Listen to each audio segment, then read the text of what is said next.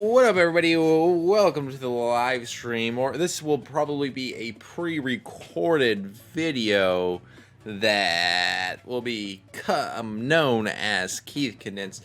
Anyways, on today's episode, what I wanted to talk about was why buying percentages is so important to me.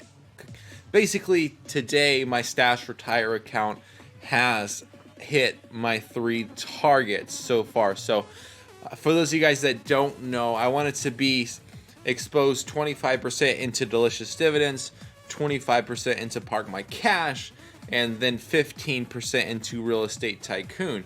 And then I will be exposing myself into another ETF here in a second. And then lastly, it'll probably be single stock and then a whole bunch of other ETFs. But the reason, I think the main reason why it's so important to run your account at some level of target percentages is not because the market will not decrease or increase or whatever it may be. And honestly, most of my investments are going to follow a similar pattern. But I think that, like, for instance, if you're investing in specifically a tech ETF and then maybe we'll say fossil fuel ETF, and for instance, yeah, the Dow Jones drops or whatever, both those ETFs will probably drop.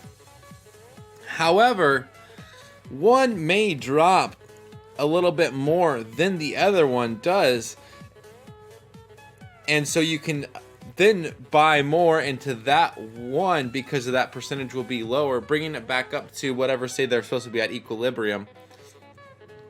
And what that'll do is when that one runs up, because that's what you're expecting, is, I mean, that doesn't make it run up because you're expecting it to run up.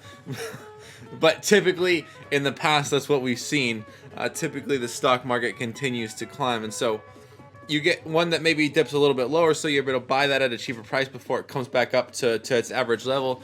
And then same thing with this one. If it shoots up high, you won't be buying it at such a high level. You'll be able to buy this one as it gets prepared to whatever jump up to that level also.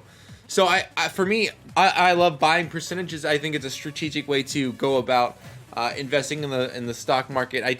I do it paired with the dollar cost averaging. So on some of my accounts, it balances out every single time that I make a deposit.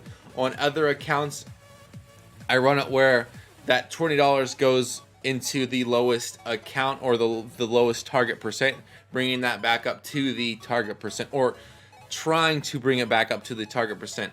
So basically, it's a strategic way of buying an ETF in your portfolio when it's lower than the rest of them, or not buying one when it's at a high.